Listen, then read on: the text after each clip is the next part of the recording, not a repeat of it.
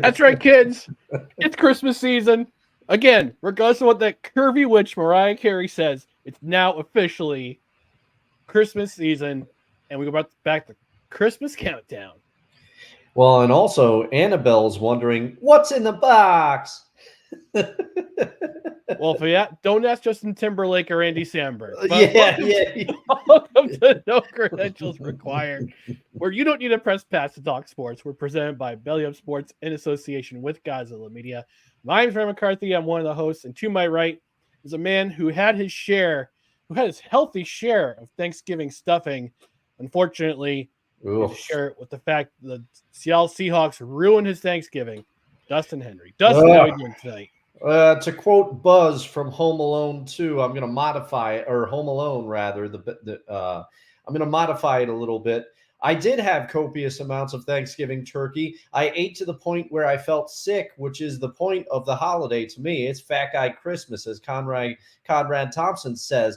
But I'm surprised, based on the way the Seahawks played on Thursday night, I'm surprised they didn't barf it back up. That's where Buzz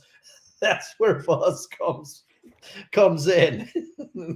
Buzz, your football team. Yeah. Before we get to the topics tonight, we got to tell you about our social media channels, which are right down here below. Twitter, Instagram, the Scarcely Used TikTok, it's at NoCredsREQ, Facebook.com/NoCredsREQ, YouTube.com/at NoCredsREQ. If you could, please like, comment, share, and subscribe to all of our social media channels. I really would appreciate it. And on the podcast side, subscribe to the podcast on whichever podcast platform you are on, whether it be Apple Podcasts, Spotify, Spreaker, Google Play, wherever you podcast, rate and review. Rating 5 stars would be preferred for oh my God. 5 stars would be I've had too much Thanksgiving turkey. 5 stars, the preferred number of stars we need you to rate. If you're on a platform where you can review, we might even read your review on the air, no matter how gloriously gleeful or humbuggery it is. We'll read it on the air. And because this is a live show, we're live pretty much every week. We want you to engage with the show, and we want your comments. And I know, Dustin, you've been waiting a few days. I know in the holiday spirit, you want to hear that sound, that glorious, glorious sound. Oh, yeah. Perfect finisher to my Thanksgiving meal.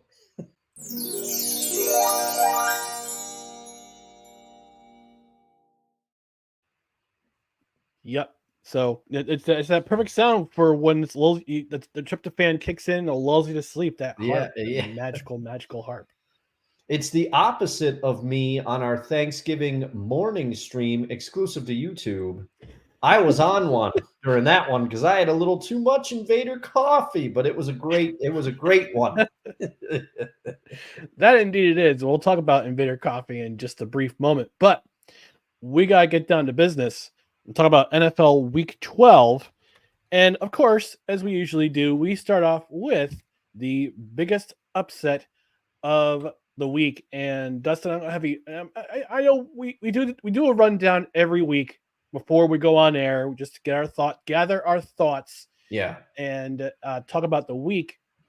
But I think we're on the same page here. What was your biggest upset of the week? Well, to me, and I was really, because I had a feeling you were going to pick this game, so I was really searching for another game to possibly pick, because newsflash, folks, the show is not always that entertaining if Ryan and I pick all of the same things to discuss. But there was really only one pick for me, and that is the Green Bay Packers, the Packers upsetting the Lions on Thanksgiving. Nobody expected this. No one. No, nobody. I was gobsmacked because I'm driving. We finished up our Thanksgiving morning stream, which is becoming one of my favorite highlights of the holiday. We finished that up. I'm driving over to my sister's because we're gonna meet up and then carpool to my uncle's. And I hear on the car that the Packers scored a touchdown almost immediately, and I'm going, "Whoa, man!" And, they jumped all over the Lions.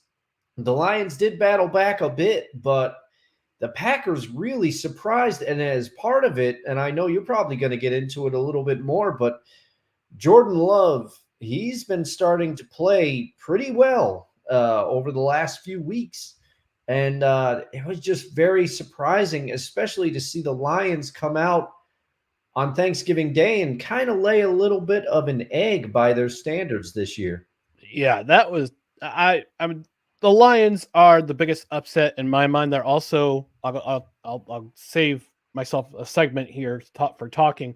They're also my biggest disappointment of the week, because here they are, national television audience, basically the only game going on at the time. They have a chance to let the people know, hey, we're the Detroit Lions. This is who we are. Mm-hmm. We come out and we punch in the mouth, both on offense and on defense, and we might even throw in a little special teams here and there. But this was just a massive egg that they laid. And look, I'm talking about this in my hot take too, but you're playing. Maybe the Lions are starting to play down to their opponents. I had to wonder, because they almost lost to the Bears the previous week. Mm-hmm. And now they lose to the Packers, who are fighting to get into the last wild card spot in the NFC. And I'm just kind of starting to wonder if they would, like, where they were saying, for example, the Cowboys or the Chargers. We've talked about them playing down to their opponent. I wonder if the Lions are starting to do the same thing, because this was a winnable game.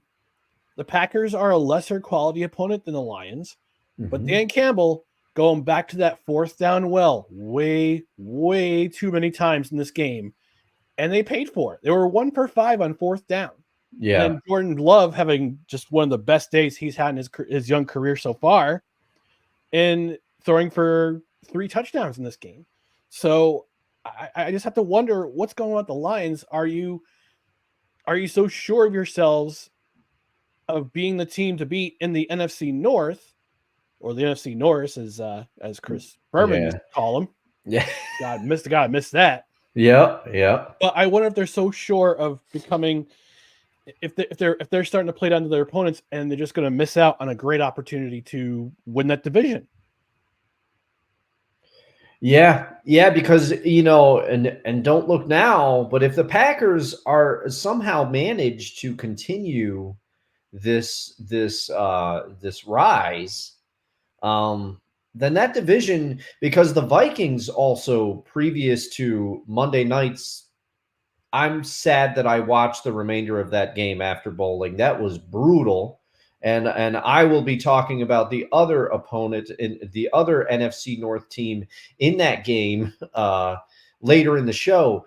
But this division, if the Lions don't get their act together, Green Bay could come up and bite them if they get on a bit of a hot streak, or even the Vikings. If now the wheels came off for Josh Dobbs, but Nick Mullins we've seen him have pockets of success again in this league, and he has been the Vikings backup all year. And if he was not on IR, he would have been the starter when Kirk Cousins went down. So if the Vikings can kind of get themselves right, they're not out of anything either. So this division, the Lions have to keep winning to run away with it. And the last couple of weeks, they haven't looked as inspiring. No, they haven't. They haven't been. I'm pretty sure my friend Julie, who is from Michigan, who's a big Detroit sports fan, and I'm also sure that Mike Brown, who is co-founder of Belly Up Media or Belly Up Sports, will have to agree that they got to keep things going. They're only 2 games up in the division now, so they got to keep the momentum going if they're going to wind up being having one of the top playoff spots. I thought they could possibly be a number 1. They could possibly have home field advantage and get that first round bye, but now I'm not so sure anymore. Yeah, especially with the way they've been playing lately, and especially with the way that Dan Campbell's been coaching this team. I like his attitude. I like his go for it attitude. His pirate mentality, bite off people's kneecaps. But I'm starting to wonder if there's too much of that, then it'll start to backfire, and they'll miss out on a great opportunity. I'll mention that a little bit more later. More later. So we're going to move on to our biggest disappointment. And I've already kind of expressed my biggest disappointment. The Lions were the biggest disappointment in my mind. Dustin, who's your biggest disappointment from this week? Well, to me, it's got to be more of a player than a team, and it is not something. I was very disheartened to see this, but the Pastronaut.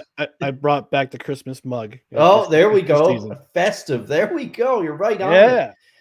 But the Pastronaut, aka Josh Dobbs, came back down to earth a little bit. Astronaut? You mean more like astronaut? Because he played like ass, part of my English. He did. He threw 4 interceptions against a Bears defense that hasn't been very notable this season. And you had a golden opportunity. You were riding momentum. You know, Kirk Cousins had said this team was left for dead by many, including us on this show. But then they got on that roll. They got on that streak. And Kirk Cousins, he credited Creed at the time, right before he went down. He said they're taking us higher. And the Vikings, Josh Dobbs kept that momentum going. And you really started to think, hey, if the Lions don't be careful here, the Vikings were riding a ton of momentum heading into Monday night's game. And then they proceeded to just play a absolutely borderline unwatchable game against the Bears. And the Vikings, even with Josh Dobbs at quarterback, they're the superior team. And to me, they have the better coaching. And it was absolutely unbelievable to watch that game and see the Vikings lose it, because here's the bad thing. In spite of Josh Dobbs' 4 interceptions, they almost came away with the victory. They almost got it. But man, I was just disappointed. And the Vikings coach, Kevin O'Connell, has come out and said that likely Nick Mullins they're likely looking at making a change at starting quarterback. Unfortunate for Josh Dobbs. Everybody's rooting for him. But you can't throw 4 interceptions in a primetime game like that, especially when you're really trying to get into the playoffs. It was too much. So it was disappointing. So I've got 2 elements for our biggest disappointment. We've got one for a team and one for player. So I'll do the player biggest disappointment for player first. Oh, okay. Oh, brother, this guy stinks! And of course, for our team, this biggest disappointment for our team.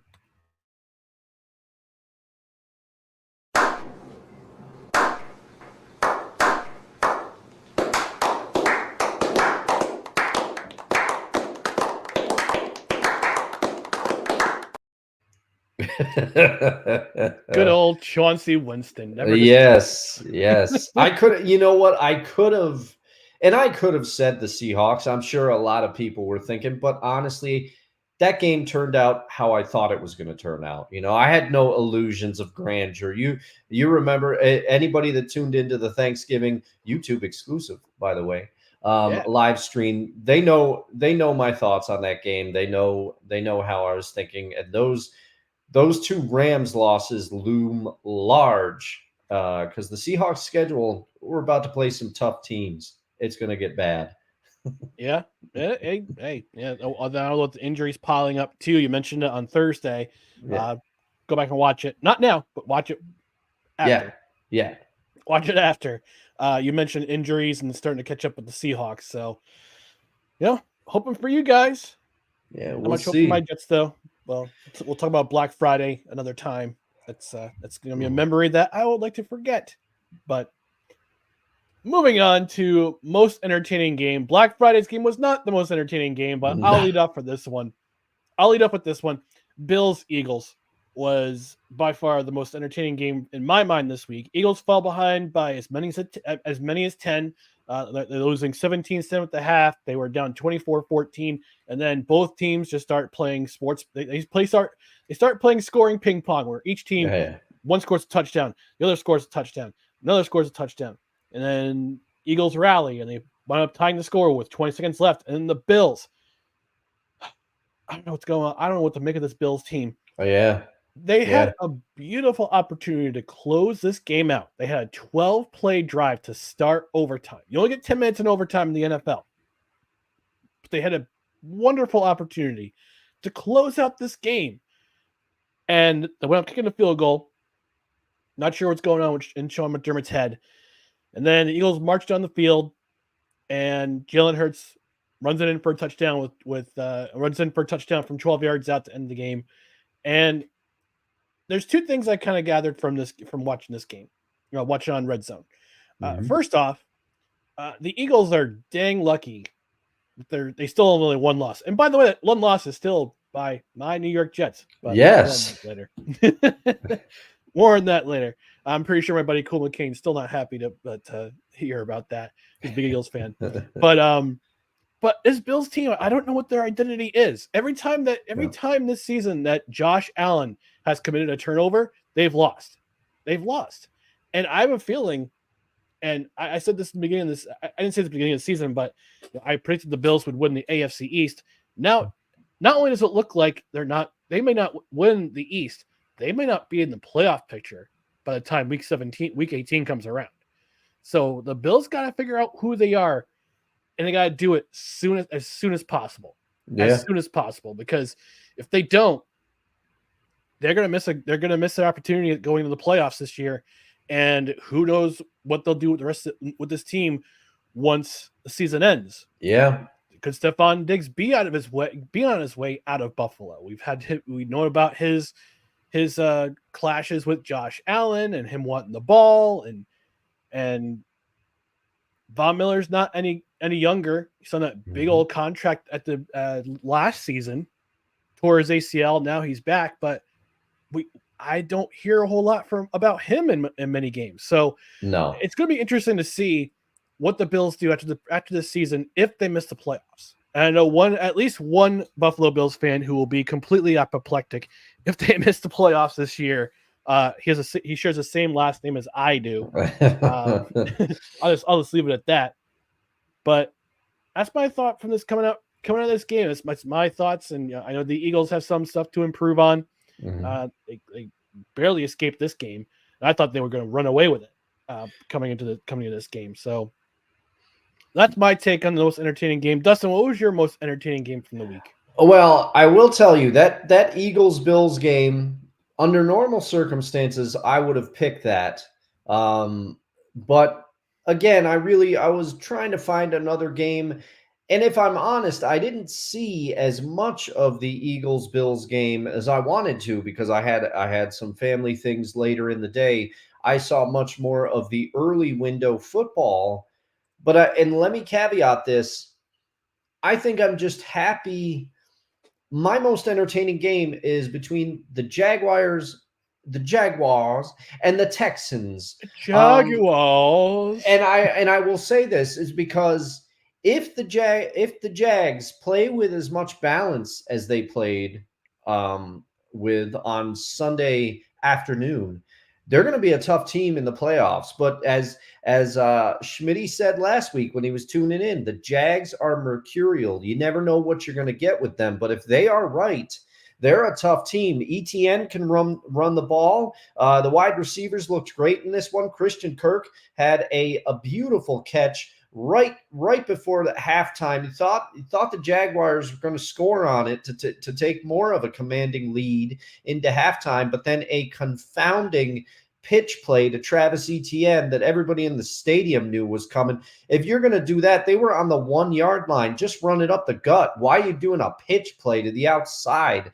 to your running back there? I don't agree with that. But the Jaguars, they were up in this game 10-0, and then the Texans battled back. That's been their identity under DeMeco Ryans. Also, it's Mike Singletary's job at running back now. He looks vastly superior to Damon Pierce. Trust me, I know. I had Damon Pierce on the chemical toilet to start the year. It was not a good start, but I am just starting to fall in love with watching this Texans team. You mean Devin Singletary?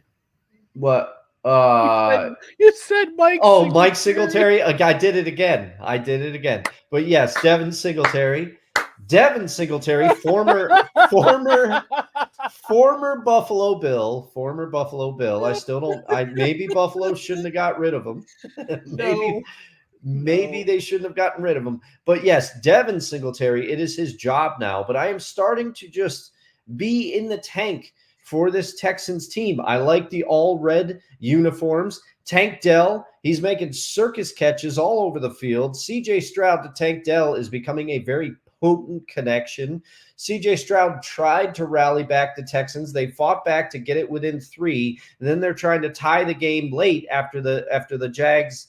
The Jags had a beautiful drive, but they fall short partially in thanks to Josh Allen, the other Josh Allen on the Jags. He sacked CJ Stroud 2.5 times on the day, I believe. But one of them was in that crucial drive when CJ Stroud was trying to bring the team back. That sack really cost them. But this also interesting fact that the announcers on that game talked about, this is the first time ever that these two teams have played for first place in the division, especially this late in the season. So I think was very entertained by both teams, and I hope we see a potential matchup like that in the playoffs again, because it was fun to watch.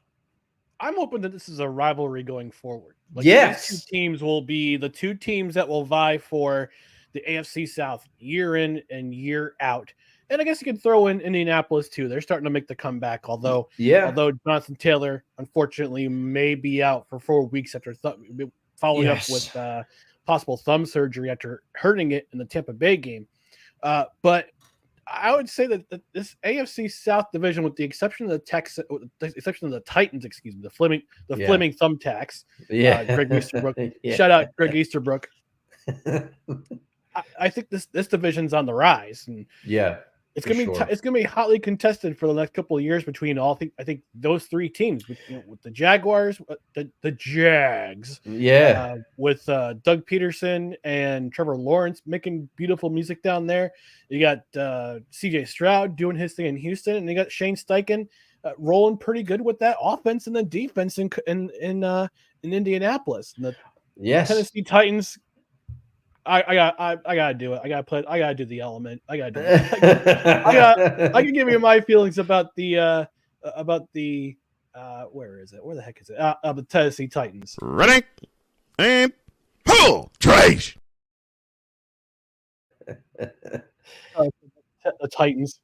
Yeah. Mike Vrabel, good coach. Maybe the future coach of the Pats down the line. Who knows? But yeah, the Titans' reign in that division is over, because, as you pointed out, and let's not forget, Indianapolis has their backup quarterback in there. They're your old Minshew magic. Uncle Rico. You can only I, for one, am salivating at the thought of Anthony Richardson back at the helm of this Colts team next year. Hopefully he learns how to run a little less I mean, you love the aggression, but it's cost him because he was injured in almost every game that he started this year for the Colts. But when he was in there, he looked dynamic between he, C.J. Stroud, and Trevor Lawrence. Like you said, this division's on the rise, and I hope it's going to be fun to watch for many years to come. Yeah, Titans had their chance to get to the Super Bowl with that window. Unfortunately, I think that window is closing, and it's closing really, really fast. We're going to take a quick commercial break. When we come back, we'll talk about the rest of Week 12 in the NFL, so stay tuned. This episode of No Credentials Required is brought to you by Invader Coffee. For the coffee lover who wants good, quality coffee with no bullshit and no filler, Invader Coffee is an ultra-premium, veteran-owned coffee company proudly delivering only the best coffee your hard-earned money can buy. They aim to only serve the highest quality, organic, air-roasted coffee beans sourced from free trade farms all over the world. They keep things simple. The best coffee at an affordable price in order to provide you with the value you deserve for your morning boost. 100% fair trade, 100% organic coffee beans, 100% air-roasted, 100% money-back guarantee. Visit invadercoffee.com, enter promo code BELLYUP at checkout, and receive 15% off your order. That is right, folks. As seen on this program on Thursday when Dustin was bouncing off the he was sipping on some Bad Santa Invader coffee. So the holiday blends are back. I got the 3-pack. I've been enjoying since Friday. I've been enjoying copious amounts of the Jolly Java with my French press in the morning. That's a good one. Yeah, it's a good one. And next one, I'm going to do the cookie crumble next. Oh, that's my favorite. I'm going to wrap it up with Bad Santa because that's my favorite of the 3 holiday blends. Which, by the way, Dustin, that's for our Battle of the Bryans. You can get me another bag of Bad Santa. All right. Whole bean, please. Yes, of course, whole bean. We are 2 whole bean households here on No Credentials Required, and I just have to say, as you've pointed out on this show, I got one of the holiday packs. I got one of the holiday packs for friends of mine in Virginia as a little early holiday gift. And I know it'll get there super fast because of the shipping. You know, it's going to be right out. It's already shipped, and I ordered it on Monday, I believe, and it's already shipped. So it's just impressive. You know, they really do a great job, especially around the holiday season, of getting those out there. And I was going to ask you which bag you would like. So it is Bad Santa, correct? All right. That's Bad Santa. Yep. And you can order your bag of coffee by using the link in our description, both on the Facebook and YouTube pages and in the description on the podcast side. So use that promo code that helps out the show. You could also use promo code BELLYUP at checkout. You save 15% off your order. And yeah, you'll pay a little bit more for premium shipping, but it comes to your door super quick. You'll be able to enjoy those coffee beans sooner than later. And I've been drinking Bitter Coffee since they became an affiliate sponsor back in 2020. So great coffee company, veteran owned, great group of dudes and dudettes. So get your Invader Coffee. Use the link in the description. Save some money using promo code BELLYUP at checkout. Moving on, we're still keeping on the theme of Week 12 in the NFL, most notable performance. And Dustin, I'll have you lead off with this one. Who is your most notable performance of this week? My most notable performance, and he returned, and he looked every bit as amazing as we remember. And maybe it's because I watch a lot of NFC West, but Kyren Williams, who I've picked before this season on this show, but he had another just notable performance. And believe me, I was rooting for the Cardinals hard in this game, but Kyren was a big reason why a win by the Cardinals did not happen. He had 143 rushing yards. He had, I believe, 6 receptions for 61 yards and 2 receiving touchdowns. He was just all over the field as a running back. Unbelievable performance. Shout out to you, Kyren. And it pains me to do that because I am a Seahawks fan. Yeah. he's doing things that Breece Hall should be doing this year, but unfortunately, Yeah, I wanted to ask you about that, on another show, perhaps. What's going on with the man Breece Hall there? Jeez. yeah. Well, I have my thoughts. I'll touch upon that another time. But for me, the most notable performance of the week was one Jordan Love, once maligned first round pick Jordan Love, 22 of 32, 268 yards, 3 touchdowns, three rushes, 39 yards. In the Thanksgiving game against the Lions, including a 37-yard scamper in the fourth quarter to basically wrap up the win for the Green Bay Packers over the Detroit Lions. And whatever mistakes that the Lions made in this game, he made them pay. And I'm going to say congratulations. I know my buddy Dave, who may or may not be watching. Mm-hmm. Mm-hmm. He's a big Packers fan. You know Big Dave. I do, yeah.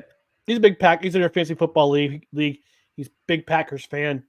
His entire family is indoctrinated as Packers fans.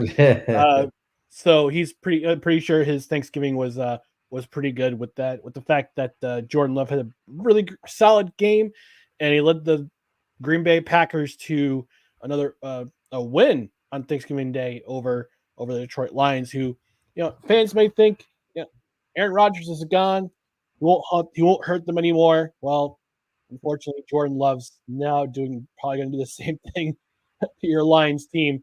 At least he did this game. He did. All right, moving on to the hottest individual take of week 12. I'll lead off with this one. I talked about it before in the biggest upset / most disappointing team, biggest disappointment of the week. And I got to talk about this again. While I admire Dan Campbell, head coach of the Detroit Lions, I admire his pirate mentality and biting off kneecaps and being ballsy AF. The ballsiness on fourth downs, they're starting to backfire. And I talked about it earlier in the show. I said they were 1 for 5 on fourth down on Thanksgiving. They've only completed 48.1% of their fourth down attempts this season.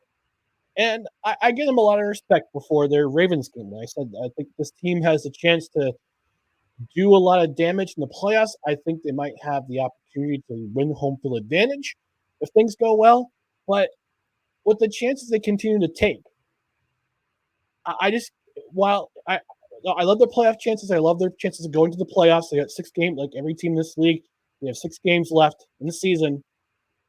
I don't see them going very far if Campbell continues to make these high-risk, low-reward decisions like he did on Thursday. And I got to wonder if his coaches and advisors, his GMs just saying, look, we love the fact that you're being a maverick and you're going for it on fourth down, but look, the percentages aren't working out. So we got to make smarter decisions when it comes to fourth down. I get if it's fourth down and short and you're trailing by a few points. I get it if you're early in the game or if you're late in the second quarter and you're driving down the field and you're close to the goal line, maybe go for it on 4th and 3, try to get a touchdown.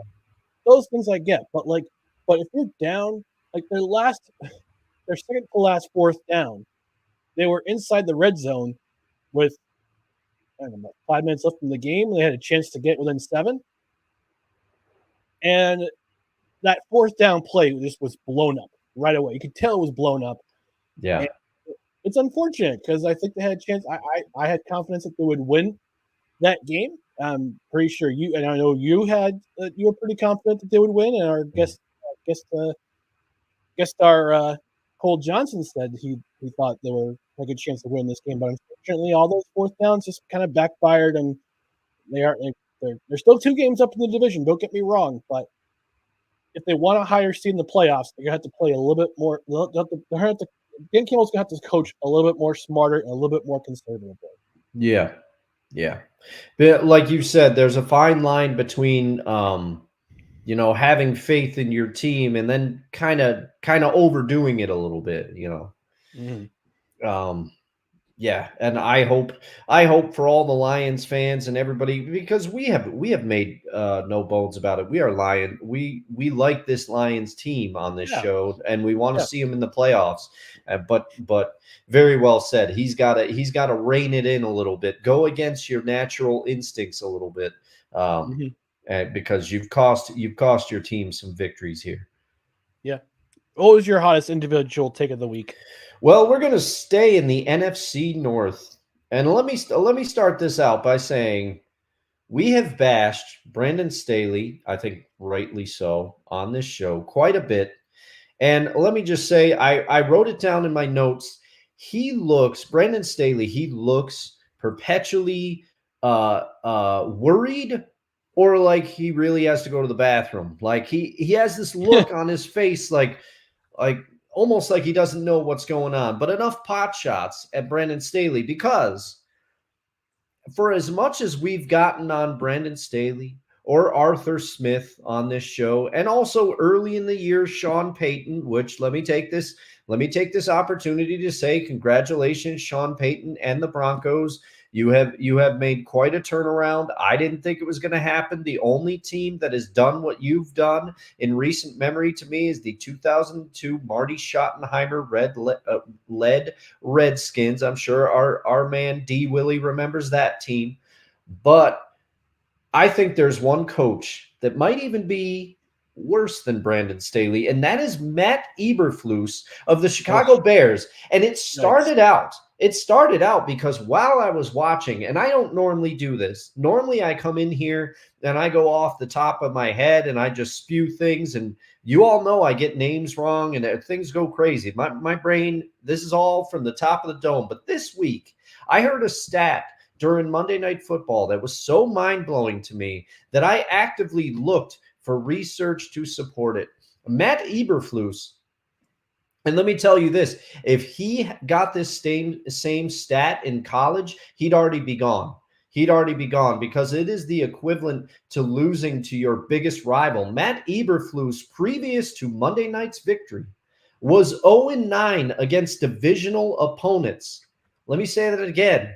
Matt Eberflus had never won a game against an NFC North opponent prior to Monday night's win. And he's had a year and a half at the helm now, a season and a half of games. His winning percentage, he has a 192 winning percentage, because after I heard that stat, I said, is that true? Is he really that bad? So then I started doing some research, and special shout out to ShySportsNation.com, an article by Jerry Markarian. He laid it out beautifully. Matt Eberflus's win percentage in a season and a half at the helm is 192 for a 5-12 record. And here's the part that sealed it for me. We get on Brandon Staley all the time for finding ways to lose games. I think Matt Eberflus is doing the same thing, because his record in one-score games is 1-9. 1-9. You cannot put it and say, well, the Bears are undermanned. Not true. The Bears have some talent at a lot of positions. And the GM tried to bring in some talent this past offseason and the season before it to some degree. We all know Chase Claypool, that didn't work out. But the GM has tried to bring in talent. At times, Justin Fields has looked great at quarterback. But when your record is 1-9 in one-score games, it's on you. It's on the coaching. It's on the head coach. You are making decisions that are causing the team to lose those games. You know, that you can't lay at the foot of the players and say, oh, the Bears are just outmanned. To me, a 1-9 record in one-score games indicates bad coaching. Yep. Agreed. And with that, we're going to take one more commercial break. When we come back, we'll talk about what we have to look forward to. Well, sort of, in NFL Week 13. So stay tuned. Hey, everyone. It's Ryan from No Credentials Required to talk to you about one of our newest partners at Belly Up Sports, SeatGeek. Yeah, live sports is great on television, but the feeling of being at the arena is a priceless experience. That's why our friends at SeatGeek are there to help you find the best tickets at the best prices. Not only can you get tickets to sporting events, but you can also get tickets to concerts, comedy shows, musicals, and more. Search for your desired event now at SeatGeek.com, enter promo code BellyUpSports at checkout, and you save $20 off your first purchase. SeatGeek. Life's an event. We have the tickets. So we are deep into the NFL season. College football bowl season is right around the corner. NHL is going strong. NBA with their regular season and NBA Cup in-season tournament. I almost died inside saying that. Is in full swing. But it's not just sporting events. You can buy tickets for your loved ones during this holiday season. Concerts, comedy shows, plays, musicals. If it requires a ticket at the box office, you can find it at SeatGeek.com. And if you pay more, if your order is $50 or more at checkout, use promo code BellyUpSports at checkout. You get $20 off your order. So get your tickets at SeatGeek.com. Again, promo code BellyUpSports at checkout. $20 off your first purchase of $50 or more. Use that promo code. Use it wisely. And Dustin, I know I'm talking about this for the last couple months. I'm still keying on January 4th at the Rock in New Jersey. The New Jersey Devils taking on the Connor Dad and the Chicago Blackhawks without Corey Perry. I don't know if you heard about that story, but yeesh. Oh boy. Yeah. But I'm using promo code BellyUpSports at checkout for $50, $20 off. I save myself $20. What an awesome deal. Yeah, great deal. Great deal indeed. All right, NFL Week 13, what we're looking forward to. Most intriguing matchup. And Dustin, I'll have you lead off with this one. Which matchup this week are you keeping an eye on? Well, I looked at yours and I'm like, man, I almost wanted to pick that one, but then luckily I remembered there's another game on the schedule, and I said this one intrigues me just a little bit more. And for me, it's the 49ers Eagles. Because this has all the ingredients for a great game. First of all, both teams are talented. Both teams have some flaws, but they are very talented. They are probably two of the most complete teams in the NFC for sure, if not all of the NFL. But they also have a healthy dislike for each other. There has been a lot of chirping, especially by the 49ers after last year's playoff loss to these Eagles. They said that the only reason they lost the game is because Brock Purdy was out and he couldn't really throw the ball. And also, I remember Brandon Ayuk, I believe it was either Brandon Ayuk or Deebo Samuel. I can't remember which. Deebo. Okay, it was Deebo. He called James Bradbury trash. And also, you have a healthy dislike. I think there's been some chirping between both teams. Both teams are going to be highly motivated to play this game. Both teams have talent. And lastly, you got two head coaches that are not they're two of the better head coaches in the league, and I think it'll be a great chess match between the two of them to see who comes out on top. And also, as a side note, they're clearly not like Bill Belichick encouraging their players not to talk. Both of them clearly are like, hey, we don't care. All this you want. Yeah. No. So I am a rivalry. I am really looking forward to this game. What about you, sir? You picked another dandy though. Yeah, I picked Denver at Houston. The Broncos are you talked about Sean Payton. We talked about Sean Payton, how early in the season he was a trash coach and he didn't belong back in the NFL. He shouldn't have come back. Well, guess what? We're eating our words here because the Broncos are riding a 5-game win streak, including a big victory last week against Cleveland. Yeah. Which I didn't see coming. I'm No, pretty sure you didn't see coming either. No.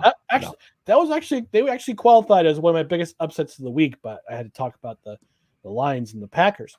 But yeah, Denver's coming in. riding that 5-game winning streak. They're playing well on both sides of the ball. They're playing a Texans team that they're starting to show a little bit of cracks. They're starting to show some cracks. They got some injuries on both sides of the ball, which is unfortunate. But in my mind, the matchup is going to be fun between Russell Wilson, who, isn't the Russell Wilson of old, but he's still a decent enough quarterback who's going to make smart plays down the stretch. Yeah. Like he did last weekend against Cleveland, like he did in the Kansas City game. So that was the first game that really started the ball rolling in the direction. It's on CJ Stroud, who's arguably going to be. I'm sorry, not arguably. He'll be the rookie of the year this year. Yeah. Suffer a catastrophic injury or completely take a giant dump down the stretch. He's going to be rookie of the year, and he had a decent game last week against the Jaguars. Yeah. Unfortunately, it didn't turn out to be a win, but this team is scrappy. This Texans team is scrappy. The Broncos team's a scrappy team too. So it'll be interesting to see that matchup, to see which team will prevail on top. And I'm hoping it's the Texans. I hope they continue this underdog ride. But at the same time, the Broncos are fighting for a playoff spot right now. So I gotta give them a lot more respect than I did previously in the season. Now they're playing a lot better. Yeah, and it really, as a Seahawk fan, I have a lot of I remember what Russ used to look like. And to your point, he is not the Russell Wilson of old. He is not 2014 Russell Wilson. That is not a thing anymore. And he's not cooking.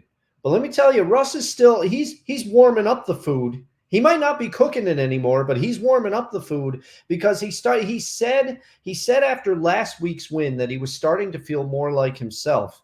And you can see it. His confidence is starting to come back, and he's finally using his legs more, which he doesn't quite have the speed that he once did, but it is still an element of his game that I wished he used more in his last couple of years in Seattle. He really got away from it.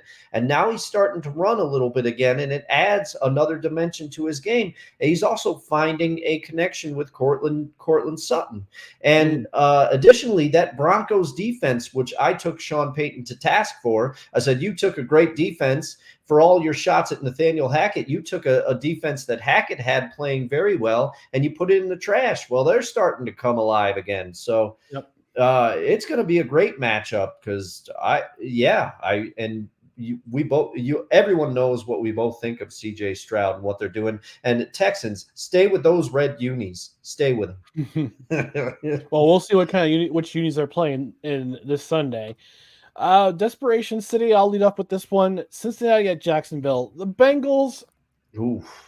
Oh my gosh. I think their season, if they don't win the Battle of the Big Cats on Sunday, I think their playoff chances take a huge hit. And we had our NFL preview before the season began. I had the Bengals and the Chiefs going to the AFC Championship. But the way the season started, and now Joe Burrow being out for the rest of the season with a busted up wrist. I don't know if it's a torn tendon or a broken bone. They're in trouble with the NFL, but after not disclosing that injury. But this team should have beaten an underwhelming Steelers team last week. But the Steelers, to their credit, for the first time in 58 games, oh my God, I didn't realize how long the streak this was. 58 games between 400 plus yards on offense for the Steelers.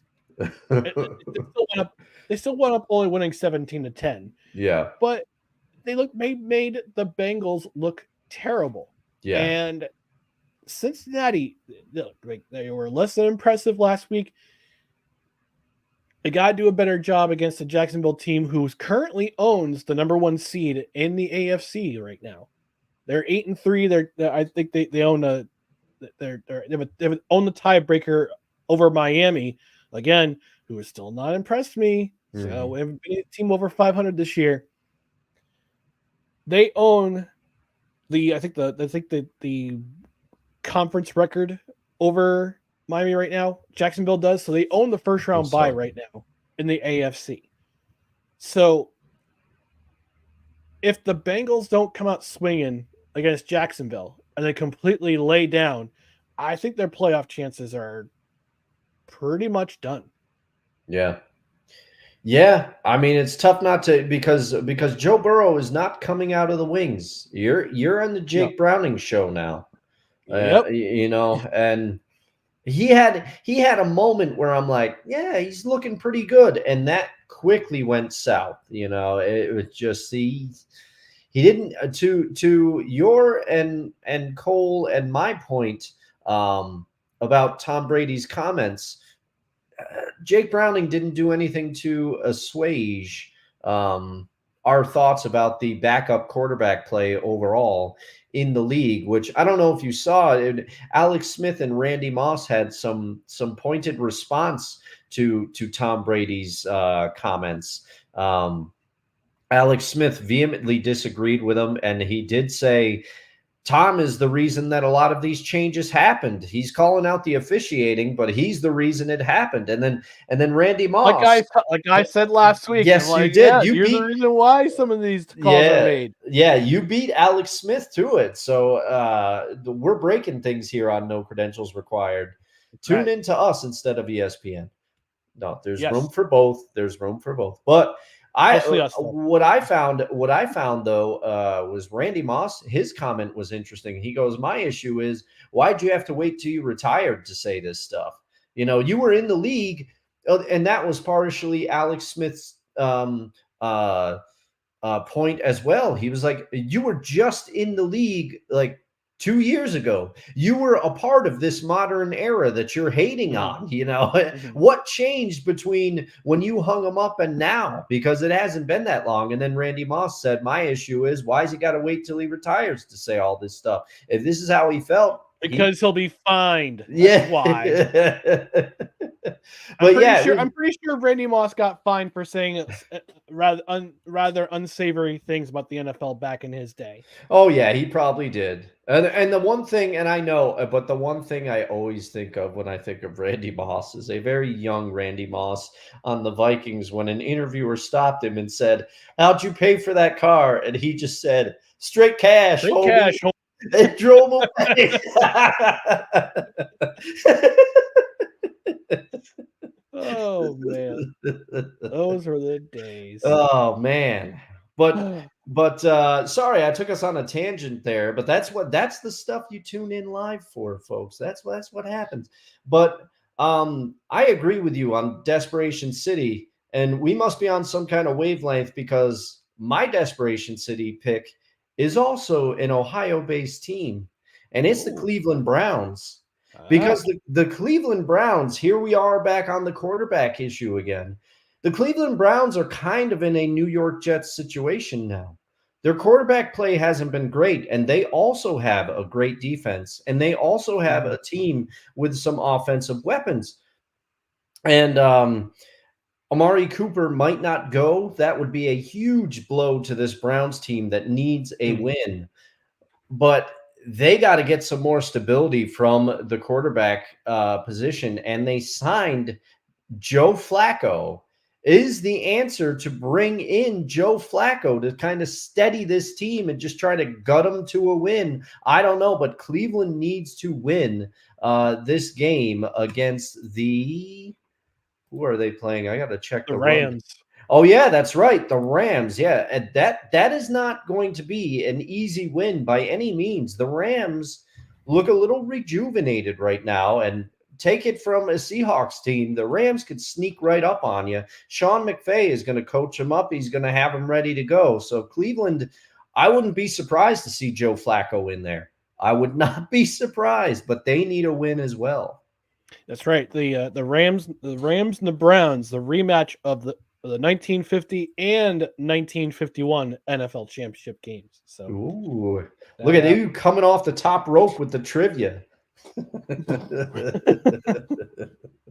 Oh yeah. Top rope. Drop always rises to the top. Oh yeah. Oh, bringing out the Macho Man. Unexpected talents. I didn't think Rystradamus had it in him. Oh yeah, the Saki Master certainly does. Yeah.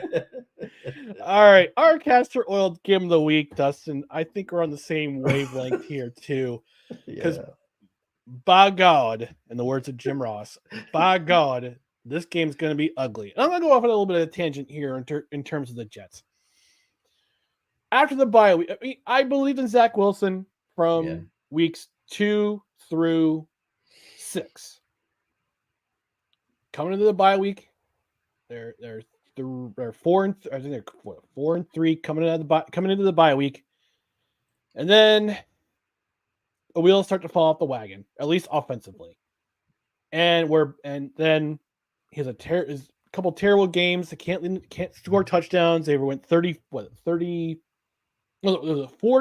consecutive drives without a touchdown.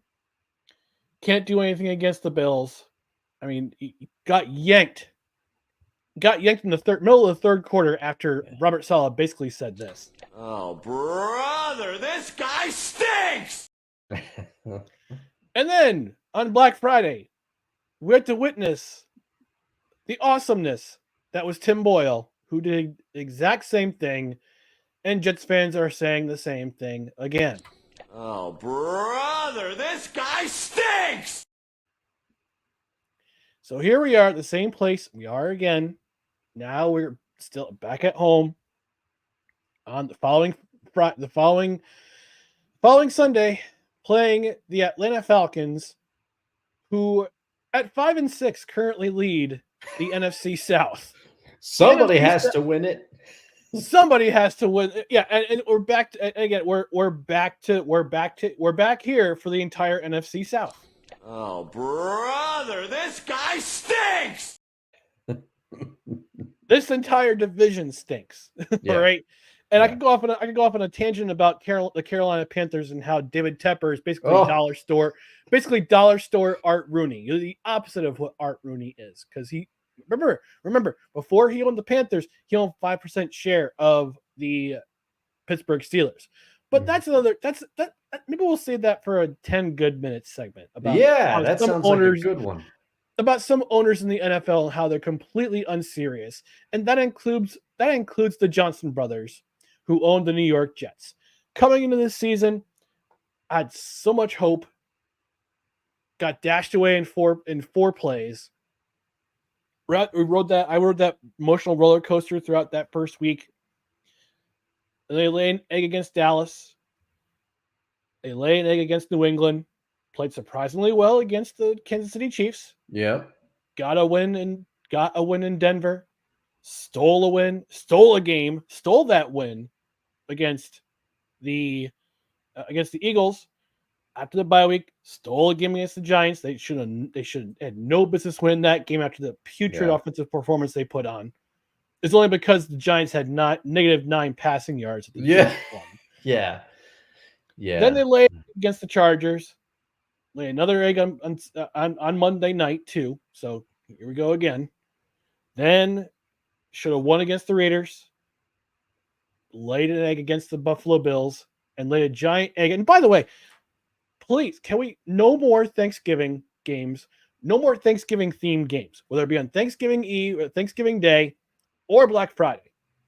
Okay, because now we have in New York Jets folklore. Oh yes.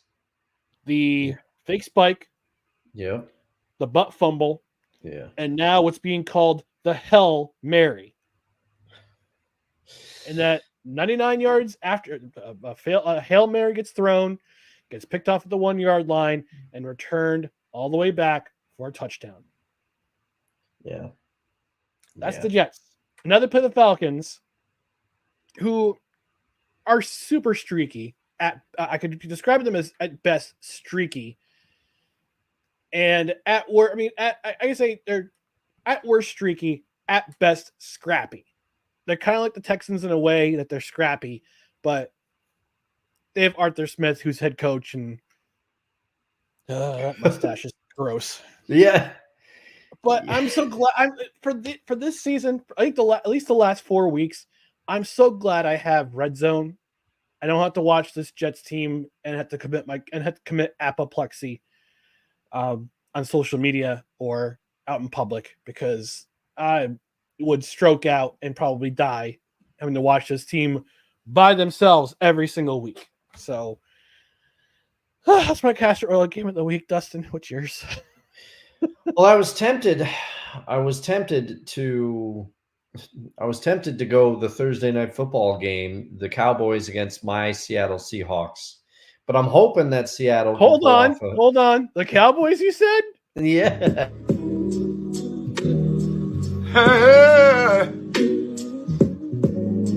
Ain't nobody calling me, texting me, paging me, asking me, are you still involved? Thank you, Dollar Store Usher. Yeah. Now, I was tempted to go with the Seahawks versus the Cowboys, but I can't go totally against my team like that. And I looked for another game on the schedule, Ryan, but I do apologize, sir. I landed on the Falcons Jets, and I have nothing to add because you brought so much fire and passion to that I can't really add anything. Although I will say the only hope that the best hope that the New York Jets have to win this game somehow is that you have Arthur Smith coaching on the other side, and you possibly would have Desmond Ridder at quarterback, which I feel like Taylor Heineke is the better option. Was he injured or something? Because I did not realize why Desmond Ridder was in that game against the Saints. I believe last week against the Saints. Hang on. Yeah, Ridder was in there because I was surprised. I'm like, what is he doing in there? And then they said Ridder has had some moments where he's looked okay, but he's had some turnovers. I just thought with the way the offense looked under Heineke that they wouldn't be going back to Desmond Ridder, but therein lies the magic of Arthur Smith. So that is what your best hope is that Arthur Smith is on the other side and he's going to make some head scratching decisions. It is a fact. So he didn't play the last 2 games before this Sunday's game against New Orleans. So yeah, he was benched, but he played the full game in this game and wound up having played pretty decently with the exception of 2 interceptions. So yes, but I don't understand why he went back to him. I understand that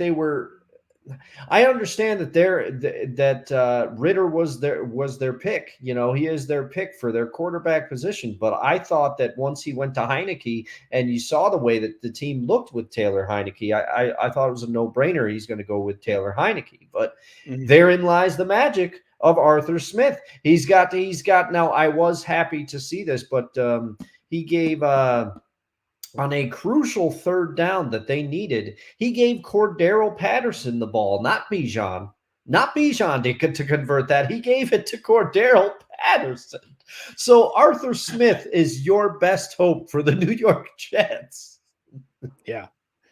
This game's going to wind up finishing like 6-3 or 9-6. I mean, one of those triple bowling shoe, double pug fugly football games. It's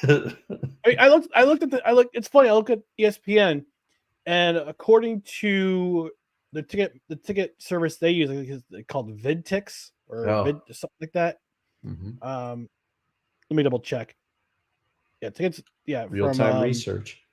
Vivid Seats. Vivid Seats. Yeah. Tickets are starting at $24. Wow. This is every indication that nobody wants to go to this game. Oh man. Nobody wants to go to this game. And I've told this story on these airwaves before, but for I hope he's watching. I don't know if he is. Sometimes he watches on the archive of the broadcast. But to quote Scott Mastriani, my good friend, and your good friend. He said when the Jets ticket office called him and said, "Hey, we'd like to give you some more tickets to the game." He said, "I'll go when you put a better product on the field." I don't think Scott's going to be going to that Falcons game. No. Well, let me tell you. I'm actually looking at SeatGeek right now. By the way, $20 off your first purchase of $50 or more. Yeah, don't go to Vivid Seats. Go to SeatGeek. Don't go to Vivid Seats. Go to SeatGeek. Again, from $24. The following week for the Houston Texans, starting from $26. Then the last game of the home game of the season against the Washington Commanders, tickets starting from $27. Nobody's going to these games unless Aaron Rodgers suddenly decides. He was announced that he's coming back to practice today. He's got a 21 day. I guess they say it was a 21 day window. Yeah, something like that. So he's definitely not playing this week. He could play against Houston. He could play against Miami. He could play against Washington. But my big question is why? Why? Exactly. That's why Jets Nation is mixed right now. Jets fandom is mixed right now. Half the fans want to see him play to see what he can do to hopefully improve this offense. But the other half is like, no. Go to OTAs in April, May, or go to ATAs in May, show up for training camp. Let's rebuild this offensive line because I couldn't play. They're down to their fifth stringer at right guard. Yeah, that's how bad things are. But well, I'm not going to go any more into that because we got to close up the show. But our players to watch in Week 13, Dustin, who is your player to watch? I will be watching with a keen eye, and once again, you took the pick. You took the pick. You were really on it, but to find another alternative was not very hard for me. And you've mentioned him a lot in this show. I'll be watching Jordan Love very closely next week because we've mentioned his turnaround. We have to tip our caps to him because he's really turned around his play the last few games. He's really looked good. And I myself am questioning whether this is for real or is this, some fool's gold. But if he plays well and dare I say it upsets the Chiefs, if the Packers upset the Chiefs, it'll go a long way in proving that Jordan Love's turnaround is for real and he's starting to become the player that they hoped he would be. So I will be keeping an extra eye on Mr. Love this week. How about you, sir? Duly noted. I have my eye on Zach Moss. This is a great pick. Thank you. When Jonathan Taylor missed the first 4 games of the season because he was serving, I guess, the team suspension or he wasn't available until week 4 because of league rules, Zach Moss filled in rather admirably. And with Jonathan Taylor likely going to miss the next 4 weeks of the season with thumb surgery because he hurt his thumb against Tampa, Moss is going to have to step things up again. He's been slacking a little bit with Taylor being back. Hasn't been in the lineup as much. Hasn't been the feature back. But if the Colts are going to keep on this track, right now they currently own the 7th spot in the AFC, which is a miracle in itself because nobody really saw that coming earlier in the season. But Shane Steichen has done a great job emphasizing the run game in this Colts offense. And it starts and ends with either Jonathan Taylor or Zach Moss. And with Taylor being out of the lineup, Moss is going to have to step up. He's going to have to be the workhorse for this team. No pun intended, because it's the Indianapolis Colts. Yeah. But this is the next 4 games for the Colts. At Tennessee, at Cincinnati, at home against the Steelers, and then at the Falcons. And I think they have a pretty good shot of winning all 4 of those. They can take 3 of the 4 of those games. Or they have a shot at least taking at least 3 of those games. Tennessee, I think they beat Tennessee. I think they beat Cincinnati. Steelers and Falcons, they're a toss-up. But it begins and ends right now with Zach Moss running the ball and running it well. So he's my player to watch in Week 13.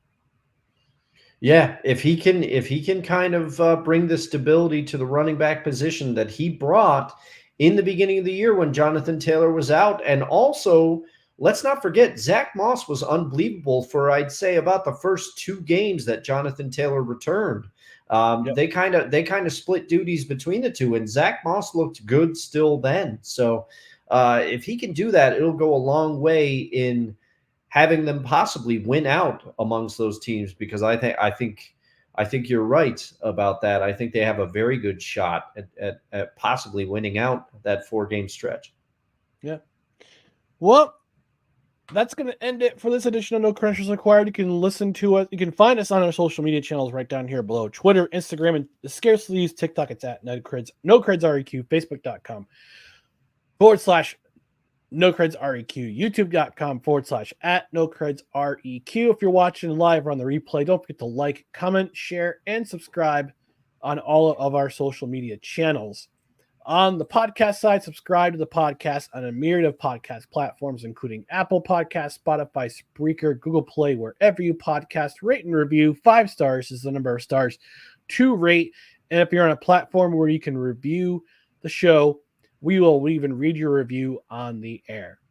So, for Dustin Henry, I'm Ryan McCarthy, and thank you for watching or listening to No Credentials Required, where you don't need a press pass to talk sports.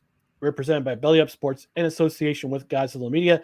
We hope to be back on a regular NFL season day and time, which is 8 o'clock on Tuesday. Hopefully there's no family emergency on my part, but we'll come to that bridge when we come to it. But in the meantime, we're going to get out of here. And until next time, we'll see you next week. Good night, everybody.